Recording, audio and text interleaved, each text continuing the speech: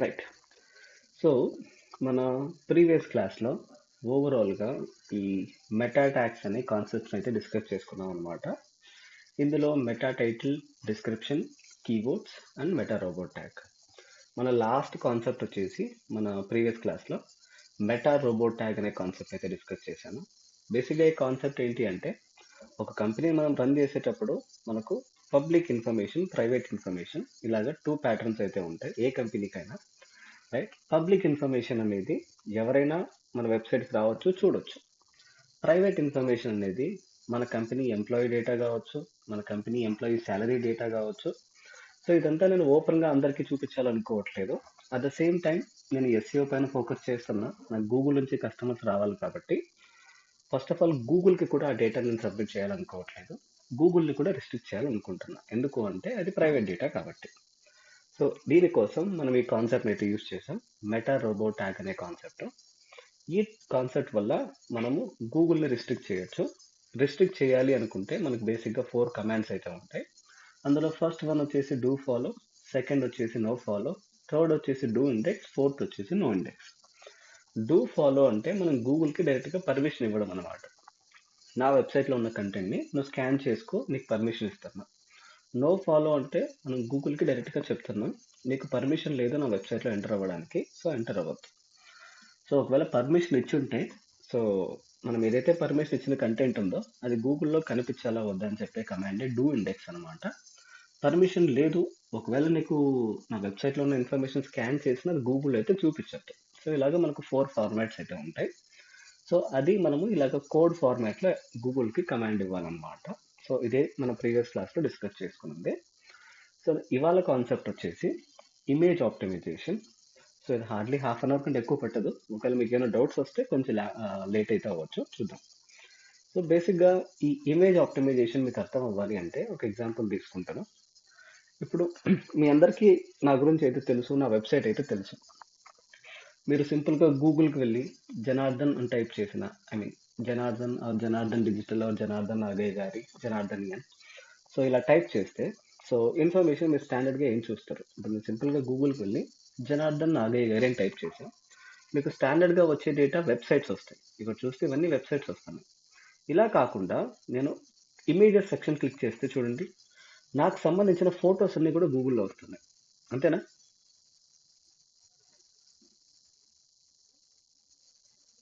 కరెక్టా కాదు?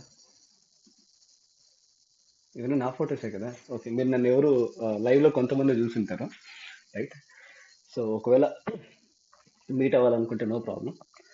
సో బేసిక్గా ఏంటి అంటే నా వెబ్సైట్కి సంబంధించిన ఇమేజెస్, ఇది నా ఓల్డ్ ఫోటో. సో నా వెబ్సైట్కి సంబంధించిన ఇన్ఫర్మేషన్, నా ఇన్స్టాగ్రామ్లో ఉన్న photos, at the same time నా వెబ్సైట్, నా ఫేస్బుక్, నా లింక్డ్ఇన్కి సంబంధించిన డేటా, నా కనెక్షన్కి సంబంధించిన డేటా, ప్రతి ఒక్కటి నాకు సంబంధించిన ఇన్ఫర్మేషన్ గూగుల్లో వస్తుంది. బేసిక్గా ఈ ఇన్ఫర్మేషన్ గూగుల్లో ఎలా వస్తుంది, నా పిక్చర్స్ గూగుల్లో ఎలా డిస్ప్లే అవుతున్నాయి. సో ఇది ఒక అండర్స్టాండింగ్ మీకు ఉండాల్సింది. ఇలా కాదు. సో ఫర్ ఎగ్జాంపుల్ ఒక మంచి కంపెనీ ఏదైనా ఒకటి తీసుకుంటే, ఫర్ ఎగ్జాంపుల్ మహీంద్రా కంపెనీ ఉంది, మీకు అందరికీ తెలుసు. Tech Mahindra, Mahindra tractors, Mahindra Motors అనేవి ఉంటాయి కదా. ఆయన పేరు సిఇఓ వచ్చేసి ఆనంద్ మహీంద్రా కాబట్టి నాకు తెలిసి ఎండి అనుకుంటాను, ఎండి ఆర్ చైర్మన్. రైట్. సో నేను ఆనంద్ మహీంద్రా గారి పేరు అయితే టైప్ చేశాను, మీరు చూస్తే ఆయన ఫొటోస్ అన్ని ఇక్కడ వస్తున్నాయి. సో బేసిక్గా దీని మీనింగ్ ఏంటి అంటే మనం ఒక కంపెనీని రన్ చేసేటప్పుడు జస్ట్ మన వెబ్సైట్ వస్తే సరిపోదు. మన వెబ్సైట్తో పాటు మన కంపెనీకి సంబంధించిన ఇన్ఫర్మేషన్ ఏదైతే ఉందో ఆ ఇన్ఫర్మేషన్ ఇమేజ్ ఫార్మాట్లో కూడా మనం చూపించవచ్చు అనమాట. రైట్.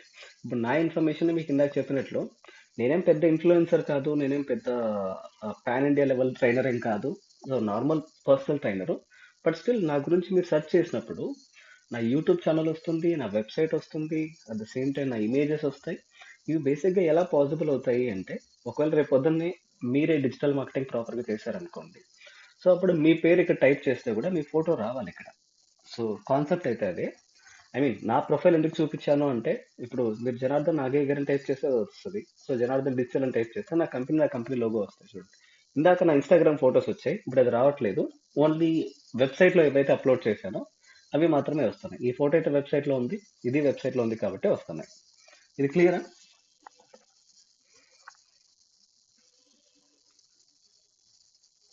Okay, right. సో ఈ కాన్సెప్ట్ని టెక్నికల్గా మనం ఏమంటామంటే ఇమేజ్ ఆప్టిమైజేషన్ అంటాం.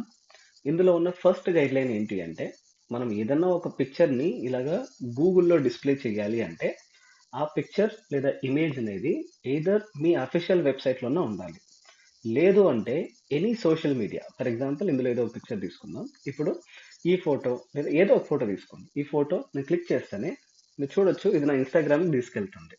రైట్. సో ఇది నా ఇన్స్టాగ్రామ్ ప్రొఫైల్. నా ఇన్స్టాగ్రామ్ ప్రొఫైల్కి అయితే తీసుకెళ్తుంది. సో దీని లాజిక్ చాలా సింపుల్. ఇప్పుడు ఏదైతే గూగుల్లో డిస్ప్లే అవుతుందో పిక్చర్, ఏ పిక్చర్ అది, సో ఫర్ ఎగ్జాంపుల్ ఇది కాబట్టి, సో నాకు తెలిసి ఈ సెకండ్ పిక్చర్ ఏదో ఏంటది, ఈ పిక్చర్ వస్తుంది గూగుల్లో. బేసిక్గా ఈ పిక్చర్ అనేది గూగుల్లో ఎలా వస్తుంది అంటే, ఒక కస్టమర్ గూగుల్లోకి వెళ్ళి ఏం టైప్ చేసినాడు, జనార్దన్ నాగయ్య గారి అని టైప్ చేసినాడు. ఇలా టైప్ చేసినప్పుడు నా ప్రొఫైల్లో కూడా సేమ్ నేమ్ ఉండడం వల్ల సో ఇన్ఫర్మేషన్ మ్యాచ్ అయింది కాబట్టి సో డిస్ప్లే అయితే అయిందనమాట. ఇది ఇన్స్టాగ్రామ్ సినారియో. ఇన్స్టాగ్రామ్ కాకుండా ఇప్పుడు చూస్తే ఫస్ట్ పిక్చరు ఇక్కడ నా పిక్చర్ అయితే వస్తుంది. ఎందుకు అంటే నా వెబ్సైట్లో నేను జనార్దన్ నాగయ్య గారి మెన్షన్ చేశాను క్లియర్గా. సో కాబట్టి కస్టమర్ టైప్ చేసిన data at the same time నా వెబ్సైట్లో అప్లోడ్ చేసిన ఫోటో చూస్తే మీరు, నా నేమ్ ఉంది, నేమ్కి నెక్స్ట్ నేమ్ వచ్చేసి ఇమేజ్ ఉంది. సో ఇలాగ మనకు రెండు సినారియోస్ ఉంటాయి. ఒకటి మీ అఫీషియల్ ప్లాట్ఫామ్లో మీరు అప్లోడ్ చేసి ఉంటే మీ అఫీషియల్ వెబ్సైట్లో మీ వెబ్సైట్ అయితే వస్తుంది.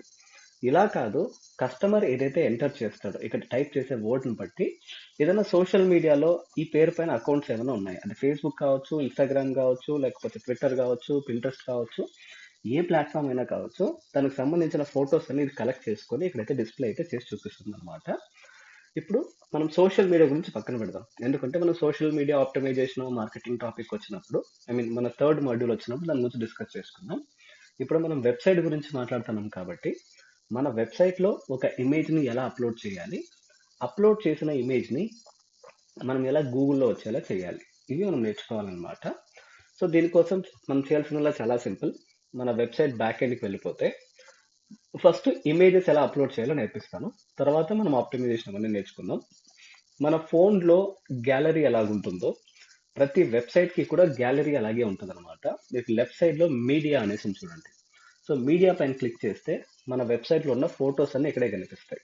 సో బేసిక్గా మీ వెబ్సైట్లో ఏ ఫోటో అయితే అప్లోడ్ చేసుకోవాలనుకుంటున్నారో ఆ ఫొటోస్ అన్ని మీరు ఇక్కడ యాడ్ చేయొచ్చు అనమాట. So add new media file, మీకు కొత్త ఫోటో ఏది అప్లోడ్ చేయాలనుకుంటే ఆ ఫైల్ అయితే ఇక్కడ యాడ్ చేయొచ్చు. సో ఫర్ ఎగ్జాంపుల్ ఇప్పుడు ఇందులో ఏదో ఒక ఫోటో తీసుకుందాం. సో అంటే ఫోటో అప్లోడ్ చేస్తాను, మళ్ళీ రీఅప్లోడ్ అయితే చేస్తా. సో ఇప్పుడు నేను ఈ సెలెక్ట్ చేసిన ఫైల్, సో ఇక్కడ చూడండి అప్లోడ్ అయితే అవుతుంది. రైట్. సో మనకు ఇది లెస్ దాన్ 1 minute 2 minutes లోపల అయితే టైం పడుతుంది, ప్రస్తుతానికి అయితే ప్రాసెస్ అవుతుంది. సో ఇలాగా మన కంప్యూటర్ నుంచి డైరెక్ట్గా మన వెబ్సైట్ గ్యాలరీలోకి అయితే ఫస్ట్ లోడ్ చేసుకోవచ్చు అనమాట. ఇది ఫస్ట్ స్టెప్. సో ఇప్పుడు లోడ్ అయితే అయిపోయింది, నేను పైన క్లిక్ చేశాను అనుకోండి, చూడండి నా ఫోటో అయితే ఓపెన్ అయింది. సో దీని తర్వాత మనం ఏం చేయాలి అంటే మనకు రైట్ సైడ్లోనే ఆటోమేటిక్గా ఇలాగ ఆప్షన్స్ అయితే కనిపిస్తాయి. Alternative text, title, caption, description అనేసి. సో ఇది బేసిక్స్ అనమాట. ఎవరైనా కానీ ఒక వెబ్సైట్ని రన్ చేసినప్పుడు ఒక ఫోటోని మన వెబ్సైట్లోకి అప్లోడ్ చేయాలి అంటే ఈ మీడియాలోకి వెళ్ళి ఇక్కడికి వెళ్ళి అప్లోడ్ చేసుకోవచ్చు. ఇక్కడ వరకు క్లియరా? బేసిక్స్ అర్థమయ్యాయి కదా? రైట్. సో ఇప్పుడు మెయిన్ కాన్సెప్ట్కి అయితే వెళ్దాం. సో ఇప్పుడు కాన్సెప్ట్ ఏంటి అంటే మన వెబ్సైట్లో ఫోటోని అప్లోడ్ చేయడం కాదు కాన్సెప్ట్.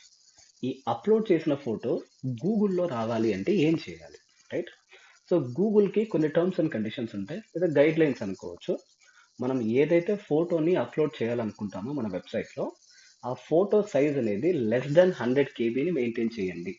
1 MB 2 MB 5 MB ఇలా పెద్ద పెద్ద ఫైల్ సైజ్ ఉన్నవి అప్లోడ్ చేయకండి అని చెప్తుంది అనమాట. సో ఇప్పుడు ఏదో సేమ్ ఫోటో ఏదో ఒకటి ఎగ్జాంపుల్ తీసుకుందాం. సో ఇది కాపీ చేసుకుంటా, డౌన్లోడ్లో పెట్టుకుందాం. 1 సెకండ్, ఈ ఫైల్స్ అయితే ఇలా ప్లేస్ చేస్తాను, ఇక్కడ ఉన్నాయో ఇది చేసేస్తాను. రైట్. ఇప్పుడు నా ల్యాప్టాప్లో ఒక ఫోటో అయితే ఉంది. వాళ్ళు చెప్పిన ఫస్ట్ గైడ్ లైన్ ఏంటి అంటే ఈ ఫోటో అనేది లెస్ దాన్ 100 KB ఉండాలి. ఈ ఫైల్ సైజ్ ఎంత ఉందో చూద్దాం ఇప్పుడు మనము. సో ఈ ఫైల్ సైజ్ వచ్చేసి మనకు 9.1 MB ఉంది. రైట్. సో ఈ 9 MB 10 MB ఇలా చేస్తే గూగుల్ యాక్సెప్ట్ చేయదు అనమాట, ఎందుకంటే ఆ సైజ్ని అగ్రీ చేయదు. ఈ ఫోటో ఎందుకు 9 MB ఉందంటే బేసిక్గా నా దగ్గర DSLR ఉంది, నేను తీసుకునే ఫొటోస్ అన్ని దాంట్లో తీసుకుంటా కాబట్టి సైజ్ ఎక్కువ ఉంటుంది. రైట్. సో మీరు రేపు పొద్దున్న ఏ కంపెనీలో వర్క్ చేసినా, మీరు ఫోన్లో ఫోటో తీసినా, డిఎస్ఎల్ఆర్లో తీసినా, ఆ సైజ్ అనేది లెస్ దెన్ 100 అయితే ఉండాలి. దీనికోసం మనం ఒక టూల్ అయితే 2-3 టూల్స్ అయితే యూజ్ చేస్తాం. ఫస్ట్ టూల్ వచ్చేసి, ఒకవేళ మీ దగ్గర ఉన్న ఫైల్ అనేది ఒక 1 MB లోపల ఉందనుకోండి, అప్పుడు ఈ టూల్ అయితే యూజ్ చేస్తాం. దీని పేరే టైనీ పిఎన్జి. ఓకే, లేదా టైనీ పిఎన్జి అంటారు. సో బేసిక్గా ఈ టూల్ మనకి ఎందుకు ఉపయోగపడుతుంది అంటే, సో ఏదైతే మన దగ్గర ఫోటో ఉందో ఆ ఫోటో క్వాలిటీ తగ్గకూడదు, ఓన్లీ సైజ్ మాత్రమే తగ్గాలి అని అనుకున్నప్పుడు మనం ఈ టూల్ అయితే యూస్ చేస్తాం అనమాట. ఇప్పుడు ఆ ఫోటోని మనం ఇక్కడ అప్లోడ్ చేయాలి. సో సెలెక్ట్ చేసుకుంటున్నా, ఏ ఫోటో అది, ఈ ఫోటో. సో సెలెక్ట్ చేసుకుంటున్నా. సో సెలెక్ట్ చేసుకుంటే వీడు ఏం చెప్తున్నాడు చూడండి, మాక్సిమం 5 MB కంటే ఎక్కువ ఉంటే మేము అగ్రీ చేయము అంటున్నాడు. సో కాబట్టి ఈ వెబ్సైట్ మనం వాడడానికి కుదరదు. ఒకవేళ లెస్ దెన్ 5 MB ఉందనుకోండి మన ఫోటో, అప్పుడు మాత్రమే ఈ వెబ్సైట్ పనికొస్తుంది. ఎందుకంటే వాళ్ళు 5 MB ఫోటోని క్వాలిటీ తగ్గించకుండా కంప్రెస్ చేసిస్తారు. ఇప్పుడు ఈ వెబ్సైట్ అయితే మనకి ఎలిజిబుల్ కాదు. మనం గూగుల్కి వెళ్ళిపోయి ఇంక వేరే ఆల్టర్నేటివ్స్ ఏదైనా వెతుక్కోవాలి. సో దీంట్లో వచ్చేసి మనకున్న సెకండ్ ఆప్షన్, ఇలా గూగుల్కి వెళ్ళి ఇమేజ్ సైజ్ రెడ్యూసర్ అని కొడితే మనకు చాలా వెబ్సైట్స్ అయితే వస్తాయి. మీరు ఏదైనా పికప్ చేసుకోవచ్చు. ఫర్ ఎగ్జాంపుల్ ఈ వెబ్సైట్ తీసుకుందాం, రెడ్యూస్ ఇమేజెస్ అనేసి ఉంది కదా. సో ఇక్కడికి వెళ్ళిన తర్వాత వాళ్ళు ఫైల్ అయితే అడుగుతారు. సేమ్ ఆ ఫైల్ని మనం అప్లోడ్ చేయాలి. చేసిన తర్వాత ఇక్కడ బేసిక్గా క్వాలిటీ ఎంత కావాలి మీకు, 90% క్వాలిటీ కావాలా? సో క్వాలిటీ తగ్గిస్తారనమాట కొంచెము. సో చూద్దాం, రీసైజ్ ఇమేజ్ 90 తగ్గిస్తే 9 MB కాస్త 1.46 MBకి వచ్చింది. ఇక్కడ వరకు క్లియర్ అందరికీ?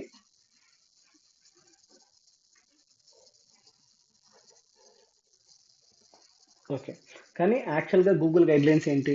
సో లెస్ దెన్ 100 KB ఉండాలి.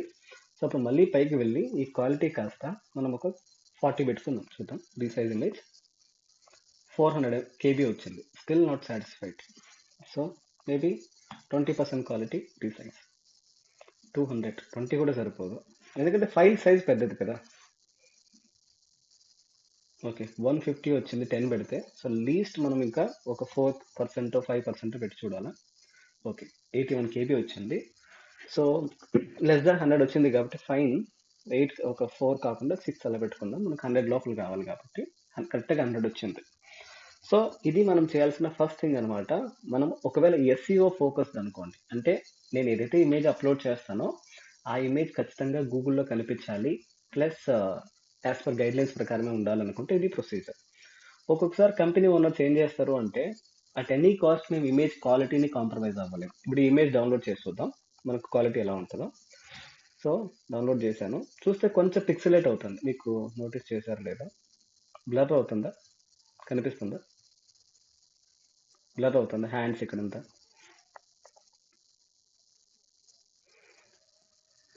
సో అప్పుడు ఏం చేయాలి అంటే, మనం ఇలాంటి ఫొటోస్ ఎప్పుడైనా తీసుకున్నప్పుడు కొంచెం లో రెజల్యూషన్లో తీసుకుంటే మనకి కంప్రెషన్ అంతా బాగా జరుగుతుంది అనమాట. సో ఇలా ఓవరాల్గా మనం ఏం చేయాలి అంటే, మోస్ట్లీ 10 MB అలా ఉండవులేండి. అంటే నాది డిఎస్ఎల్ఆర్ కొంచెం లెన్స్ పెద్దవి కాబట్టి సైజ్ అనేది ఎక్కువ ఉంది, రైట్? సో మనం చేయాల్సిన ఫస్ట్ స్టెప్ అయితే ఇది అనమాట. మనం ఏ వెబ్సైట్కి పని చేసినా మన వెబ్సైట్లో ఫోటో అప్లోడ్ చేయకముందు. ఓకే, ఒక క్వశ్చన్ చెప్పండి.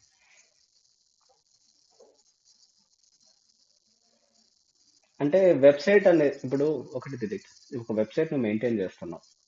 ఈ వెబ్సైట్ లో ఒక 10 ఫోటోలు అప్లోడ్ చేయాలనుకో, 10 ఫోటోలు ఒక్కొక్కటి 10 MB ఉంటే ఒక వెబ్సైట్ లోడ్ అవ్వడానికి మినిమం 10 నిమిషాలు 15 నిమిషాలు టైం పడుతుంది. ఇప్పుడు నువ్వు జియోనో ఎయిర్టెల్ సిమ్ వాడుతున్నావు, నీ మొబైల్ స్పీడ్ ఎంత స్పీడ్ వస్తుంది? Maximum 1 MB/s. ఎగ్జాంపుల్గా తీసుకుందాం. ఒక వెబ్సైట్లో నువ్వు ఎంటర్ అయిన తర్వాత 10 నిమిషాలు పడితే నువ్వు అక్కడ ఉంటావా ఆ వెబ్సైట్ లోడ్ అవ్వడానికి? అంటే వెబ్సైట్ సైజ్ పెరిగిపోతుంది కదా, అప్పుడు స్లో అయిపోతుంది వెబ్సైట్. అంటే లోడ్ పెరిగే కొద్దీ అది రన్ అవ్వలేదు, అంత ఇంకేం లేదు. సో కాబట్టి గూగుల్ సజెషన్ అది మ్యాండేట్ కాదు.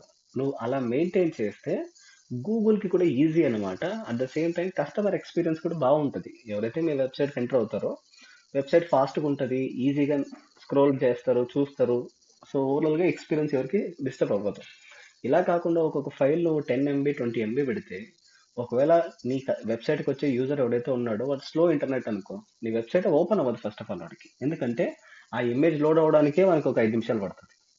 సో కాబట్టి ఇలాంటి ఇష్యూస్ లేకుండా ఉండడానికి గూగుల్ ఏం రికమెండ్ చేస్తుంది అంటే ఎంత వీలైతే అంతగా ఆప్టిమైజ్ అయితే చేసుకో. సో అందులో ఫస్ట్ గైడ్ లైన్ ఏం చెప్తుంది అంటే లెస్ దాన్ 100 KB పెట్టుకో, నేను ఈజీగా నీ వెబ్సైట్ని ప్రాసెస్ చేస్తాను. సో అదే రీజన్, అంతకుమించి ఇంకే లేదు. అంటే నీవు క్వాలిటీ తగ్గించి మరి కస్టమర్కి బ్లర్ ఇమేజెస్ చూపించమని అయితే గూగుల్ చెప్పరు. బెటర్ ఎక్స్పీరియన్స్ కోసం, సో ఫాస్ట్గా లోడ్ అవ్వడం కోసం 100 KBలో చూపించమంటుంది. ఇది ఫస్ట్ గైడ్ లైన్ అనమాట. సెకండ్ గైడ్ లైన్ వచ్చేసి, ఇప్పుడు ఆ ఇమేజ్ని నేను డౌన్లోడ్ చేసేసిన, ఇది ఫస్ట్ ఇమేజ్, ఇది సెకండ్ ఇమేజ్ కదా. సో దీని అయితే పక్కన పెట్టుకుందాం. నెక్స్ట్ వచ్చేసి ఈ ఫోటో ఏం టైప్ చేసినప్పుడు కనిపించాలి, రైట్? మనం ఇంత చూసింది సైజ్ ఆప్టిమైజేషన్. సెకండ్ వచ్చేసి ఏం టైప్ చేసినప్పుడు కనిపించాలో అదే మనం ఈ ఫోటోకి రీనేమ్ చేసి పెట్టుకోవాలన్నమాట. ఫర్ ఎగ్జాంపుల్ ఎవరైనా గూగుల్కి వెళ్ళి సో జనార్దన్ నాగయ్య గారి ఈ వర్డ్ టైప్ చేశారనుకోండి, ఈ ఫోటో రావాలి. మన ఫైల్ నేమ్ కూడా దాంతోనే పెట్టుకోవాలన్నమాట. ఇక్కడ వరకు క్లియరా?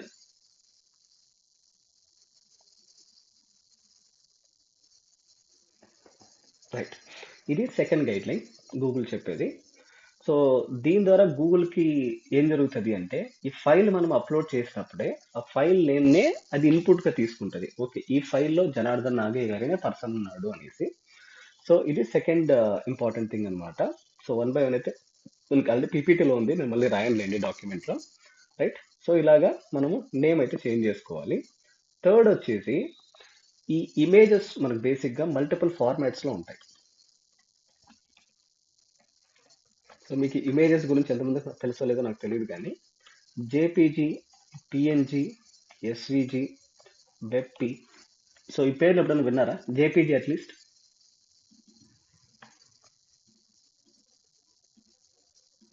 మనం ఫొటోస్ తీసుకుంటే ఇప్పుడు మీ ఫోన్లో ఏదైనా ఒక ఫోటో తీసుకోండి, మోస్ట్ ఆఫ్ ద కేసెస్లో అది జేపీజీ ఫార్మాట్లోనే ఉంటుంది. జేపెగ్ అంటారు అది. అంటే మనం కెమెరాలో ఫొటోస్ తీసుకుంటాం కదా మన ఫోన్లో, అవన్నీ ఈ ఫార్మాట్లో సేవ్ అవుతాయి. పిఎన్జీ అంటే ట్రాన్స్పరెంట్ వర్షన్ అనమాట. అంటే బ్యాక్గ్రౌండ్ అంతా ట్రాన్స్పరెంట్గా ఉంటుంది, ఓన్లీ ఫ్రంట్ కలర్స్ మాత్రమే కనిపిస్తూ ఉంటాయి. ఇది ఎక్కువగా గ్రాఫిక్ డిజైన్ చేసే వాళ్ళు వాడతారు ఈ పిఎన్జీ ఫార్మాట్ అనేది. ఎస్విజీ అనేది యానిమేషన్స్ కోసం, ఐకాన్స్ కోసం వాడతారు. వెబ్పి అనేది మనం ఏదైనా ఒక ఫోటోని వెబ్సైట్లో అప్లోడ్ చేయాలంటే వెబ్సైట్స్ ఫాస్ట్గా లోడ్ అవ్వడానికి ఈ వెబ్పి ఫార్మాట్ని వాడతారు. క్లియర్ అయ్యి ఇమేజెస్? ఓకే. సో ఇప్పుడు నేను ఒక ఫోటో తీసుకున్నానండి. నా ఫోటో మీరు చూస్తే .jpg అనేసి కనిపిస్తుందా లాస్ట్లో? ఇది క్లియరా? లేదు, ఇక్కడే చూడండి, .jpg అనేసి ఉందా ఫోటో లాస్ట్లో? సో బేసిక్గా దీని మీనింగ్ ఏమి అంటే, మీరు కెమెరాలో ఫోటో తీసుకున్నా లేకపోతే ఫోన్లో తీసుకున్నా ఈ ఇమేజ్ అనేది మనకు పీడిఎఫ్స్ వస్తాయి కదా, .pdf అని, డాక్స్ అని, లేదా .xl అనేసి. సో ఈ జేపీజీ అనేది ఒక ఇమేజ్ ఫార్మాట్ అనమాట. ఇక్కడ వరకు క్లియరా?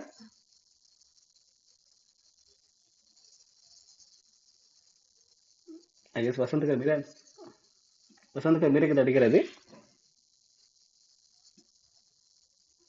Okay. Yes Vijay. Okay okay okay. ఇది బేసిక్గా మనకు గ్రాఫిక్ డిజైన్ చేసేవాళ్ళు, లోగో డిజైన్ చేసేవాళ్ళు, సో వాళ్ళకి పనికొస్తాయండి ఇవి. ఎస్విజి అనేది బేసిక్గా ఐకాన్స్ క్రియేట్ చేసేటప్పుడు, మనకు వెబ్సైట్లో ఐకాన్స్ ఉంటాయి కదా, సో ఆ ఐకాన్స్ కోసం ఇలాంటి వాటి కోసం ఎక్కువ వాడతారు. వెబ్పి అనేది బేసిక్గా ఎక్కువ వెబ్సైట్స్ కోసం వాడతారు. ఇది రెగ్యులర్ యూసేజ్. ఓకేనా, క్లియర్ అది?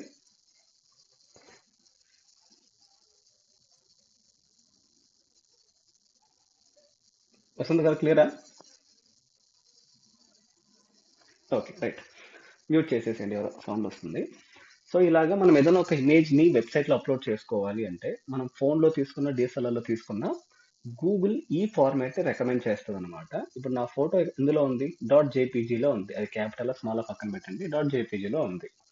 సో గూగుల్ ఏం చెప్తుంది అంటే, ఈ జేపీజీ అని కాస్త వెబ్పీలో కన్వర్ట్ చేసి అప్లోడ్ చేయండి అని చెప్తుంది. దానికోసం అగైన్ మనకు ఆన్లైన్లో టూల్స్ దొరుకుతాయి. సింపుల్గా మీరు ఏ ఫోటోని అయితే అప్లోడ్ చేయాలనుకుంటారో ఫస్ట్ ఆ ఫోటో ఏ ఫార్మాట్లో ఉందో చెక్ చేసుకోండి. పిఎన్జీలో ఉందా, జేపీజీలో ఉందా, వెబ్పీలో ఉందా అనేసి. ఇప్పుడు నా జేపీజీలో ఉంది కాబట్టి జేపీజీ టు వెబ్పీ, సో ఇలా టైప్ చేస్తే చాలు. జేపీజీ నుంచి వెబ్పీకి కన్వర్ట్ చేయాలనుకుంటున్నా, సో సో మనకు చాలా టూల్స్ అయితే ఉంటాయి. మీకు ఏ టూల్ నచ్చితే ఆ టూల్ అయితే యూస్ చేసుకోవచ్చు. నాకు సెకండ్ నచ్చింది అనుకోండి. ఇక్కడికి వెళ్ళిన తర్వాత ఫైల్ అడుగుతుంది. సో ఇది నా file. Okay, sorry, second file select చేసుకున్నా.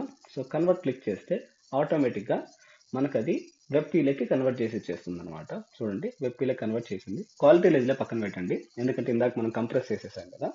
So download. ఇప్పుడు ఈ ఇమేజ్ డౌన్లోడ్ అయిపోయింది. మనం ఒకసారి ఓపెన్ చేసి చూద్దాం. ఇప్పుడు మన దగ్గర 3 ఇమేజెస్ ఉన్నాయి. సో ఇది ఒరిజినల్, డిఎస్సి అనేది ఒరిజినల్. జేపీజీ మనం ఇందాక ఫైల్ సైజ్ తగ్గించిన ఫోటో. ఇది వెబ్ పీలో చూడండి, డాట్ వెబ్ పీ కనిపిస్తుందా ఇక్కడ? ఓకే. సో ఇది మనకు తెలియాల్సిన బేసిక్ అండర్స్టాండింగ్ అనమాట. ఒక ఇమేజ్ని మనం వెబ్సైట్లో అప్లోడ్ చేసేటప్పుడు. సో ఎప్పుడు కూడా గూగుల్ రికమెండ్ చేసేది డాట్ వెబ్ పీ ఇమేజెస్ని అప్లోడ్ చేసుకోమని చెప్తుంది. సో అగైన్ మనం ఇందాక చూసింది జస్ట్ ఒక ఫోటోని ఎలా అప్లోడ్ చేయాలి. దీని అయితే డిలీట్ చేసేద్దాం. కింద మనకి డిలీట్ ఆప్షన్ ఉంటుంది. మనకి దీంతో పని లేదు ఇంకా, ఎందుకంటే మన దగ్గర ఇప్పుడు వెబ్ పీ ఫార్మాట్ ఉంది కాబట్టి. సో వెబ్ పీ ఫైల్ని అప్లోడ్ చేసుకోవాలి. So select. ఇప్పుడు మన వెబ్సైట్లోకి వెబ్ పీ అనేది అప్లోడ్ అవుతుంది అనమాట. సో ఇలాగ మనం ఏ ఫోటోని అప్లోడ్ చేసినా మన వెబ్సైట్లో ఈ వెబ్ పీ ఫార్మాట్ని ఎవరో మ్యూట్ చేయాలండి. రైట్. సో ఈ వెబ్ పీ ఫార్మాట్ని మనం యూజ్ చేసుకుంటే మన వెబ్సైట్ అనేది ఫాస్ట్గా లోడ్ అవుతుంది. అట్ ద సేమ్ టైం మనం గూగుల్ గైడ్లైన్స్ని ఎక్కువ ఫాలో అన్నట్టు అవుతాం అనమాట. వన్స్ ఇది అయిపోయిన తర్వాత మనం ఇమేజ్ పైన క్లిక్ చేస్తే మనకి ఇక్కడ 3 బాక్సెస్ అనేది కనిపిస్తాయి. ఒకటి all text, second title, third caption, fourth description అనమాట. ఈ మూడిటికి లాజిక్ చాలా సింపుల్. మనం ఏ కీబోర్డ్ టైప్ చేసినప్పుడు మన వెబ్సైట్ అనేది రావాలో ఆ వర్డ్ అనే ఇక్కడ మల్టిపుల్ టైమ్స్ పేస్ట్ చేసేసుకోవడం అంతే. ఇది క్లియరా?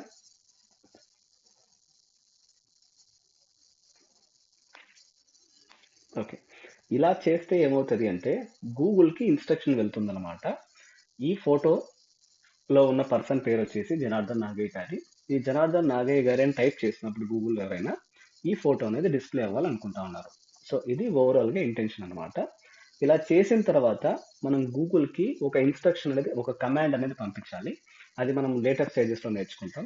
సో ఇలా ఇమేజెసే కాదు, మనం క్రియేట్ చేసిన కంటెంట్ అన్నిటికీ కలిపి ఒకేసారి కమాండ్ పంపిస్తాం అనమాట. గూగుల్ నా వెబ్సైట్ కంప్లీట్ అయిపోయింది, ఇంకా నువ్వు స్కాన్ చేసుకొని నా వెబ్సైట్ని గూగుల్లో చూపించు అనేసి.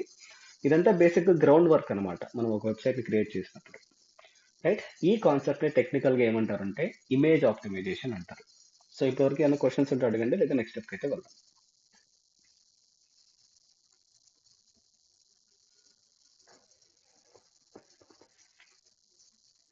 ఓకే. ఇంటర్వ్యూ పాయింట్ ఆఫ్ వ్యూలో మిమ్మల్ని అడిగే క్వశ్చన్స్ ఏంటి అంటే ఈ image size, WebP format, ఏ టూల్స్ యూజ్ చేస్తారు, ఇమేజ్ ఆల్ట్ అంటే ఏంటి, ఇమేజ్ టైటిల్ అంటే ఏంటి. ఇందాక మనం చూసినవే. సో దీంట్లోనే ఉంటాయి. So alternative text, image title text, ఇవి రెండు ఎక్కువగా అడుగుతారు, మీతో ఏం అడగరు. బేసిక్గా ఇమేజ్ ఆల్టర్నేటివ్ టెక్స్ట్ అన్నా లేదా ఇమేజ్ ఆల్ట్ టెక్స్ట్ అన్నా, ఏఎల్టీ టెక్స్ట్ అన్నా రెండు ఒకటే అనమాట. దీని మీనింగ్ చాలా సింపుల్. ఏ వర్డ్ టైప్ చేసినప్పుడు మన ఇమేజ్ అనేది గూగుల్లో రావాలి. సో దాన్ని మనము టైటిల్ ఈ ఆల్ట్లో అయితే సబ్మిట్ చేస్తాం అనమాట. ఇంతకుమించి ఇంకైతే ఏమి ఉండదు. ఒకవేళ చాలా ట్రిక్కీగా అడగాలి మిమ్మల్ని, అంటే మీరు ఎక్స్పీరియన్స్ పెట్టి వెళ్ళారు అంటే ఇప్పటి వరకు నేర్చుకునేది బేసిక్స్, ఐ మీన్ ఫ్రెషర్స్కి సరిపోతాయి. ఎక్స్పీరియన్స్ లెవెల్లో వాళ్ళకి ఈ టైనీ పిఎన్జీ, ఈ కన్వర్షన్ అడుగుతారు. ఈ కన్వర్షన్ ఎలా చేస్తారు, మీరు ఇమేజ్ని ఎలా ఆప్టిమైజ్ చేస్తారు, ఏ టూల్స్ యూస్ చేస్తారని. సో ఇవి కాకుండా ఇంకా ట్రిక్కీగా అడగాలనుకోండి, వాళ్ళు అడిగే క్వశ్చన్ ఏంటి అంటే ఇప్పుడు నేను ఒక వెబ్సైట్ ఇచ్చాను నీకు, ఈ వెబ్సైట్కి మీకు యాక్సెస్ లేదనుకోండి. జనార్దన్ డిజిటల్ అనే కంపెనీ ఉంది, ఒకవేళ ఇది కూడా వద్దు, ఇది నాకు కూడా యాక్సెస్ ఉంది కదా. ఏదైనా స్కూల్ వెబ్సైట్ తీసుకున్నాం. ఇప్పుడు శ్రీ చైతన్య schools.net మీకు అందరికీ తెలుసు. శ్రీ చైతన్య చాలా పెద్ద స్కూల్. ఇప్పుడు ఈ వెబ్సైట్లో ఉన్న ఇమేజెస్ అన్ని యాజ్ పర్ గూగుల్ గైడ్లైన్స్ ప్రకారం ఉన్నాయా లేదా వాళ్ళు మిమ్మల్ని అడుగుతారు, డైరెక్ట్ క్వశ్చన్. సో లైవ్లో అడిగే ఛాన్సెస్ కూడా ఉన్నాయి. ఒకవేళ మీకు ఈ ఈ కంపెనీకి వర్క్ చేసే ఛాన్స్ వస్తే ఇమేజ్ ఆప్టిమైజేషన్ చేయాలి, ఎలా చేస్తారు చెప్పండి అంటారు. దీనికోసం మనం ఈ టూల్ అయితే యూజ్ చేస్తాం. మనం ఆల్రెడీ ఈ టూల్ గురించి అయితే చెప్పాను, డీటెయిల్డ్ ఎస్ఈఓ ఎక్స్టెన్షన్ అనేసి. మనం మెటా టైటిల్ కాన్సెప్ట్ డిస్కస్ చేసుకున్నప్పుడు వచ్చింది ఈ టూల్. సేమ్ టూలే మళ్ళీ మళ్ళీ వాడుతూ ఉంటాం అనమాట. రైట్.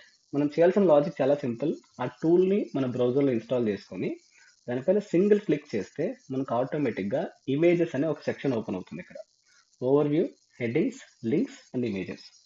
ఇమేజెస్ పైన క్లిక్ చేస్తేనే మనకు డైరెక్ట్గా కౌంట్ చెప్తుంది అనమాట. ఈ Sri Chaitanya schools dot net అనే ఒక పేజ్లో ఓవరాల్గా 28 పేజెస్ వాళ్ళు 28 ఇమేజెస్ వాళ్ళు అప్లోడ్ చేశారు. 28లో 13 ఇమేజెస్ని ఆప్టిమైజ్ చేయలేదు. ఇది ఇమేజ్ టైటిల్ ఆల్ట్కి. 28కి 28 టైటిల్ ట్యాగ్స్ అయితే అప్డేట్ చేయలేదు వాళ్ళు. సో ఇది మనము చెప్పాల్సిన ఆన్సర్ అన్నమాట. సో ఒకవేళ మీరు ఇంకొంచెం అడ్వాన్స్ లెవెల్లో వెళ్తే, లేదు వాళ్ళు ఇంకొంచెం డేటా అడిగారు అనుకోండి.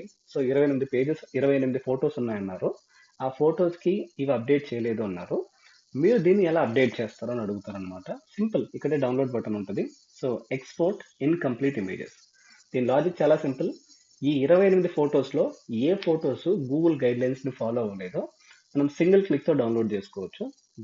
సో డౌన్లోడ్ అయితే అయిపోతుంది. సో ఓపెన్ చేస్తున్న ఫైల్. ఇది ఎక్స్పీరియన్స్ పెట్టి వెళ్ళే వాళ్ళకి అనమాట. 3 years 2 years 4 years ఎవరైతే వెళ్తారో వాళ్ళకి ఈ టైప్ ఆఫ్ క్వశ్చన్స్ అడుగుతారు, బేసిక్ కాకుండా.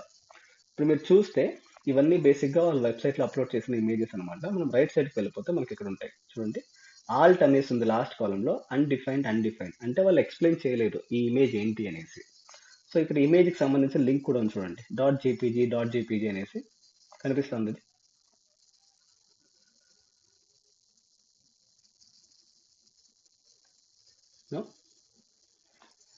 దీన్ని క్లిక్ చేస్తే ఆటోమేటిక్గా ఫోటో ఓపెన్ అయిపోతుంది మనకి. ఈ ఫోటోలో ఏముందో అదే మనం టైటిల్లో పెట్టుకుంటాం, టైటిల్లో పెట్టుకుంటాం. ఇక్కడ ఏముంది, ర్యాంక్ స్టూడెంట్స్ ఉన్నారు అంతే కదా. AR JEE advanced rank number 1 students అని పెట్టారు అంతే. అదే మనం ఆల్ట్లో పెట్టుకుంటాం అంతే. ఎవరికైనా కన్ఫ్యూజన్ ఉందా మళ్ళీ చెప్పండి.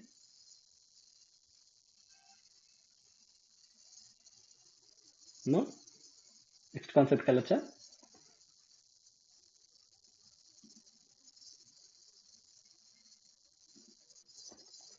Okay, right. సో ఇది ఎక్స్పీరియన్స్ వాళ్ళకి పనికొస్తుంది, ఫ్రెషర్స్కి అయితే పనికిరాదు. సో వాళ్ళకి ఎంత డీప్గా అయితే వెళ్ళరు, రైట్. సో ఈ కాన్సెప్ట్ని మనం ఇమేజ్ ఆప్టిమైజేషన్ అయితే అంటాం. నెక్స్ట్ కాన్సెప్ట్ వచ్చేసి యూఆర్ఎల్ ఆప్టిమైజేషన్. యూఆర్ఎల్ అన్న మనకు ఈ కాన్సెప్ట్ ఈజీగా అర్థం కావాలి అంటే చాలా సింపుల్. ఇప్పుడు ఫర్ ఎగ్జాంపుల్ ఒక వెబ్సైట్ ఉంది, నేను జస్ట్ ఏ మూవీస్ రిలీజ్ అయ్యాయని తెలుసుకోవడానికి ఈ వెబ్సైట్ వాడతాను. బేసిక్గా నేను మూవీస్ ఎక్కువ చూస్తాను, ప్రతిరోజు ఒక మూవీ అయితే చూడాలన్నమాట.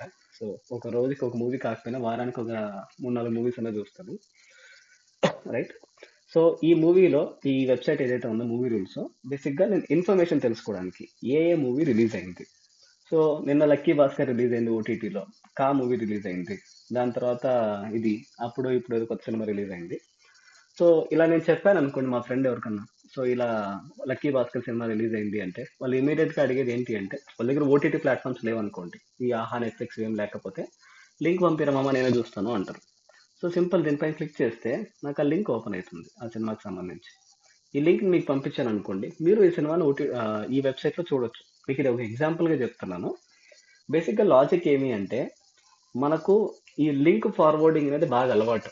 అంటే ఏ వెబ్సైట్కి సంబంధించిన లింక్ కానీ, ఇప్పుడు ఫర్ ఎగ్జాంపుల్ నేను మీకు డెమో ఇచ్చిన తర్వాత కొంతమంది నన్ను ఏం అడిగారు, సార్ మీ వెబ్సైట్ లింక్ పంపించండి, మీ కోర్స్ లింక్ పంపించండి, మీ పీడిఎఫ్ లింక్ పంపించండి అనేసి. కరెక్టా కదా లాజిక్గా ఆలోచిస్తే?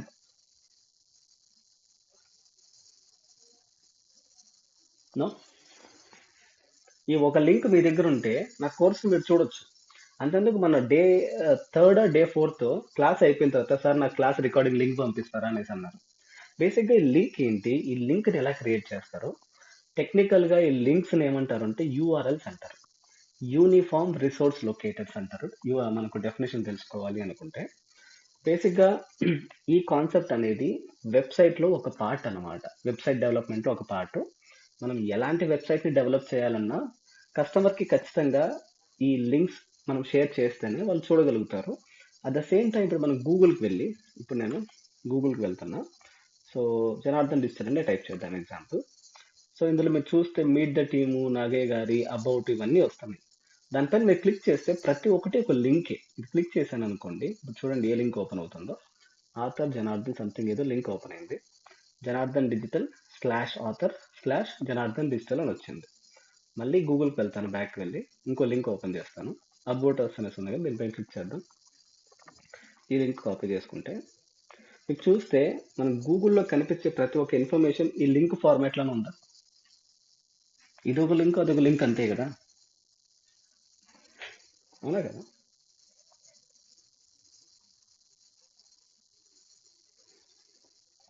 ఎస్. సో బేసిక్గా ఈ లింక్స్ని ఎలా క్రియేట్ చేస్తారు అంటే మనకు ఈ బ్యాక్ ఎండ్లోనే క్రియేట్ చేస్తారు అనమాట, వెబ్సైట్ బ్యాక్ ఎండ్. ఒక ఇంపార్టెంట్ థింగ్ ఏంటి అంటే వన్స్ ఒక లింక్ని మనం క్రియేట్ చేసిన తర్వాత మళ్ళీ వాటిని చేంజ్ చేయడానికి అయితే కుదరదు. 99.99% వాటిని మళ్ళీ టచ్ చేయకూడదు అనమాట. ఎక్సెప్ట్ ఎమర్జెన్సీ కేసెస్లో తప్ప మనం వాటిని చేంజ్ చేయడానికి అయితే కుదరదు. ఈ ఫొటోస్ని, హెడ్డింగ్స్ని, డిస్క్రిప్షన్స్ వీటన్నిటిని చేంజ్ చేసుకోవచ్చు ఎక్సెప్ట్ ఆ లింక్స్ని తప్ప. ఇది ఒక మ్యాండేటరీ కండిషన్, రైట్? సో ఇప్పుడు ఈ యూఆర్ఎల్ ఎలా క్రియేట్ చేస్తారు, డైరెక్ట్గా కాన్సెప్ట్ నేర్చేసుకుందాం, తర్వాత థియరీ ఏమైనా ఉంటే కవర్ చేస్తాను. ఇప్పుడు నేను ఒక సర్వీస్ని ఆఫర్ చేస్తున్నా. ఫర్ ఎగ్జాంపుల్ ఇప్పుడు ఇందాక చెప్పిందే, సో లక్ష్మీ చైతన్యకి సంబంధించి ఒక పేజ్ని క్రియేట్ చేశాం కదా. సో ఇలాగే మనం ఏం చేస్తాము అంటే మనం ఆఫర్ చేసే ప్రతి ఒక్క సర్వీస్కి సంబంధించి ఇప్పుడు గూగుల్ యాడ్స్ కోర్స్ ఉంది, దీనికి సంబంధించి ఒక పేజ్ క్రియేట్ చేసి ఉంటాం. Google ads online 2023 Lakshmi Chaitanya, ఇవన్నీ నా కోర్సెస్ లేకపోతే నా సర్వీసెస్ అనుకుందాం. సో వీటిని మనం క్రియేట్ చేసేటప్పుడే, సో ఇప్పుడు for example employee salary data అని అనుకుందాం. ఎడిట్ క్లిక్ చేస్తే మనకు రైట్ సైడ్లో ఈ ఆప్షన్ అయితే వస్తుంది. మీకు చూడండి, రైట్ సైడ్లో లింక్ అనేది వచ్చింది ఆటోమేటిక్గా,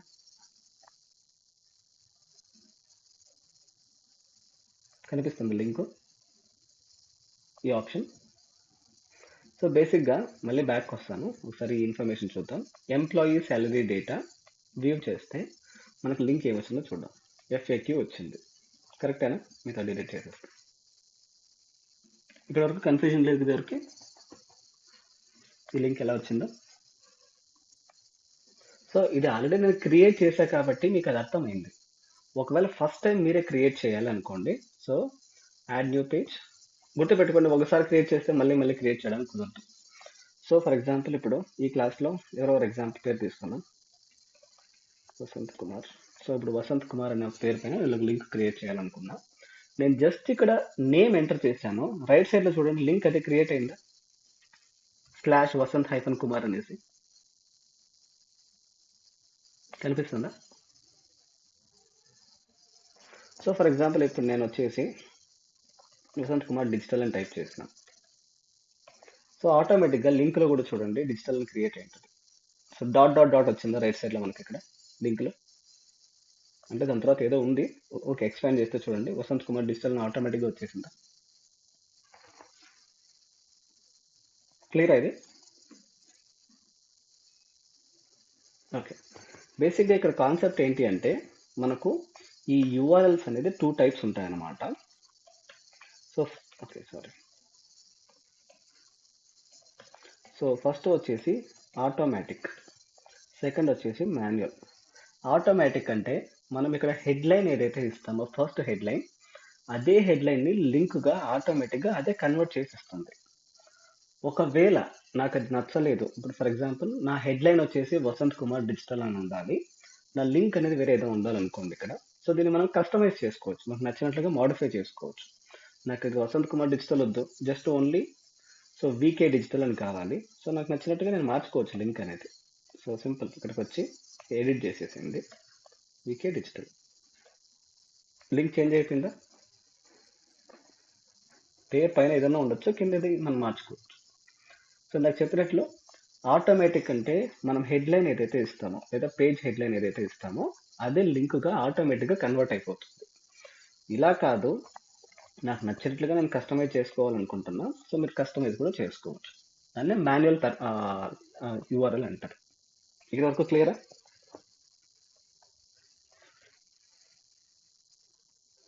ఓకే, నెక్స్ట్ వచ్చేసి ఈ యూఆర్ఎల్ ఆప్టిమైజేషన్ చేయాలన్నా, ఒక వెబ్సైట్కి ఇలా లింక్ క్రియేట్ చేయాలన్నా గూగుల్కి కొన్ని టర్మ్స్ అండ్ కండిషన్స్ ఉంటాయి. సో ప్రతి ఒక్కటి గూగుల్ టర్మ్స్ అండ్ కండిషన్స్ ఏంటి, మనం ఏ కాన్సెప్ట్ డిస్కస్ చేసుకున్నా ఈ privacy policies, terms and conditions, వాళ్ళ గైడ్ లైన్స్ని మనం ఫాలో అయితేనే మన వెబ్సైట్ అక్కడ వస్తుంది, గైడ్ లైన్స్ ఫాలో అయిపోతే రాదు. ఇందులో ఉన్న ఫస్ట్ గైడ్ లైన్ ఏంటి అంటే ఓవరాల్ క్యారెక్టర్ లిమిట్ అనేది 100 కంటే ఎక్కువ ఉండకూడదు. దీని లాజిక్ ఏంటి అంటే ఇప్పుడు మనం ఒక లింక్ని క్రియేట్ చేసాం, ఫస్ట్ పబ్లిక్ చేసేస్తాం, పబ్లిష్ చేయకముందు కూడా మనం చెక్ చేసుకోవచ్చు, లింక్ పైన క్లిక్ చేస్తే ఆటోమేటిక్గా కింద ఇస్తారు వాళ్ళు, దీన్ని కాపీ చేసుకోవాలి. సో దీన్ని మనం వెరిఫై చేసుకోవాలి. సో కాపీ, గూగుల్కి వెళ్ళి మనకు తెలిసి ఒక టూల్ అయితే మీకు నేర్పించాను, వర్డ్ కౌంటర్ అనేసి. మనం ఏదైనా ఒక నెంబర్ని కౌంట్ చేయాలి అంటే, సో ఇక్కడికి వెళ్ళి మనం ఈ వర్డ్ కౌంటర్ని సెలెక్ట్ చేసుకొని ఇక్కడ పేస్ట్ చేస్తే మనకు తెలుస్తాయి. సో బేసిక్గా 43 క్యారెక్టర్స్ అయితే ఉన్నాయి, ఈ including HTTPS, double colon, slash ఇవన్నీ కలిపితే. సో ఇలాగా మనం ఏం చేయాలి అంటే, ఒక లింక్ని మనం ఫైనల్గా క్రియేట్ చేసేటప్పుడు ఆ లెంత్ అనేది ఎప్పుడు <43 ఉండాలి. సో ఫర్ ఎగ్జాంపుల్ ఇది చూడండి, అందులో ఇది 100 అబోనే ఉంటుంది, వీళ్ళు ఎస్ఈఓ చేసింటారు మోస్ట్లీ. సో 85 ఉంది, again it's as per Google guide లైన్సే ఉంది. సో ఇట్లా ఓవరాల్ లెంత్ అనేది మనం ఏదైతే లింక్ని క్రియేట్ చేస్తామో దాని లెంత్ అనేది ఎప్పుడు <100 ఉండాలి. ఇది first guide line. Second guide line వచ్చేసి, ఇప్పుడు మీరు చూస్తే వేరే లింక్, ఓకే ఇది ఈ లింక్ ఎగ్జాంపుల్గా తీసుకుందాం, ఈ లక్కీ భాస్కర్ మూవీ. సో ఇక్కడ పేస్ట్ చేశాను, మీరు చూస్తే లక్కీ అనేది ఒక వర్డ్, భాస్కర్ అనేది ఇంకొక వర్డ్, 2024 అనేది ఇంకొక వర్డ్. ఈచ్ వర్డ్ మధ్యలో హైఫన్ ఉందా? మీరు ఏ వర్డ్ అన్నా తీసుకోండి, మూవీకి వాచ్కి మధ్యలో హైఫన్ ఉందా? ఆన్లైన్కి వాచ్కి మధ్యలో హైఫన్, ఫ్రీ తర్వాత హైఫన్. ఈ హైఫన్స్ నోటీస్ చేస్తున్నారు మీరు?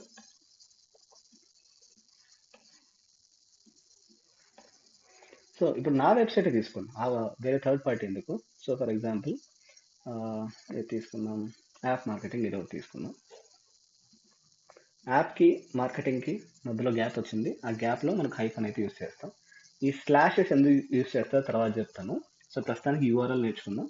స్లాష్ అనేది కంప్లీట్గా అది కోడింగ్ లెవెల్లో వెళ్తుంది, మనకు అది అవసరం లేదు, రైట్. సో ఇలాగా మనం ఏదైనా ఒక యూఆర్ఎల్ని డిజైన్ చేసినప్పుడు ఒక వర్డ్కి ఇంకొక వర్డ్కి మధ్యలో మనము స్పేస్ కానీ ఎలాంటి స్పెషల్ క్యారెక్టర్స్ కానీ యూజ్ చేయకూడదు.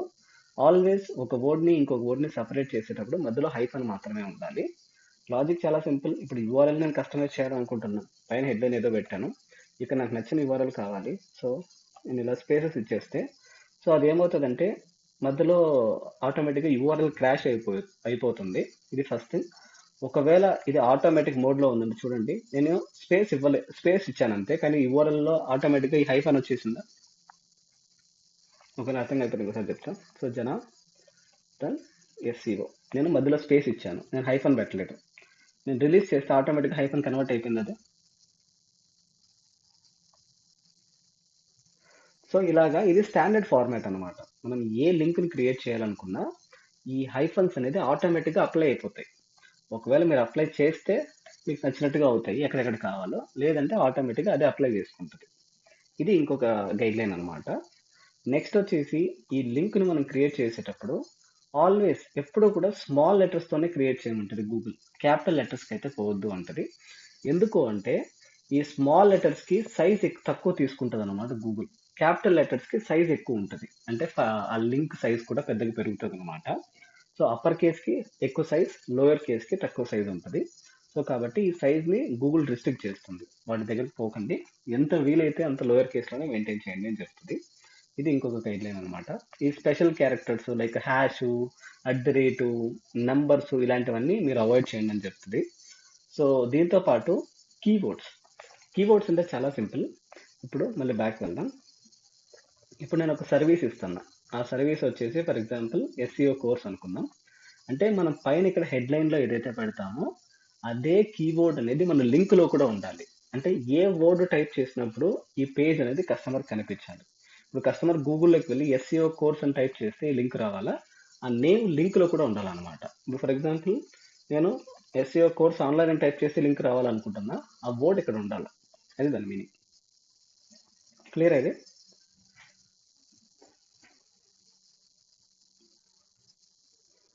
ఓకే. సో మిగతావి అయితే మనకేం పట్టించుకోవాల్సిన అవసరం లేదు. లాస్ట్ వన్ ఒకటి, ఇది కొంచెం ఇంపార్టెంట్, కానీ ఈ కాన్సెప్ట్ ఇప్పుడు రాదు మీకు, మనకు ఇంకొక టూల్ స్టార్ట్ అవుతుంది, గూగుల్ సర్చ్ కన్సోల్ అనేసి, అప్పుడైతే డీటెయిల్గా ఎక్స్ప్లెయిన్ చేస్తాను. ఇది ఓవరాల్గా యూఆర్ఎల్ ఆప్టిమైజేషన్. అంటే మీరు ఫ్రెషర్గా జాయిన్ అయినా, ఎక్స్పీరియన్స్గా జాయిన్ అయినా మీకు 99% ఇవే ఉంటాయి క్వశ్చన్స్, ఇంతకుమించి ఇంకేముండవు. ఇంకొక అడ్వాన్స్ లెవెల్లో అడిగితే ఇంకొక లాస్ట్ కాన్సెప్ట్ అడగచ్చు. బేసిక్గా అదేంటి అంటే యూఆర్ఎల్ పారామీటర్స్ అంటారు. దీని లాజిక్ చాలా సింపుల్. ఇప్పుడు నేను ఫ్లిప్కార్ట్కి వెళ్ళిన, ఫ్లిప్కార్ట్ అనే ఇది ఎక్కువగా ఈ షాపింగ్ కంపెనీస్ వాడతారు అనమాట. యా, సో టాపిక్ వచ్చింది కాబట్టి చెప్తున్నాను. మీరు ఒకవేళ జాబ్ చేయాలి అనే ఉద్దేశంతో కోర్స్ నేర్చుకుంటుంటే నా honest suggestion e commerce companies పైన అయితే హోప్స్ పెట్టుకోకండి. ఎందుకంటే ఇప్పుడు లాజికల్గా ఆలోచిస్తే ఫస్ట్ ఆఫ్ ఆల్ నేను ఈ ఎస్సీఓ మాడ్యూల్ని స్టూడెంట్స్కి ఎక్కువ రికమెండ్ చేయను. మీకు ఆ లాజిక్స్ కూడా ఈరోజు చెప్తాను. సో ఒక 5 minutes టైం వేస్ట్ అయినా పర్వాలేదు. సో ఈ ఎస్సీఓ మాడ్యూల్ అనేది ఎక్కువ హార్డ్ వర్క్ చేయాల్సి ఉంటుంది. అంటే రోజుకి మినిమం టు మినిమం ఒక 4 to 5 hours 6 hours వర్క్ చేయాల్సి ఉంటుంది ప్రతిరోజు మీరు ఈ ఎస్సీఓ పైన వర్క్ చేస్తే. అదే గూగుల్ యాడ్స్ అనుకోండి, మనకు రోజంతా కలిపిన ఒక 1 hour వర్క్ కూడా ఉండదు.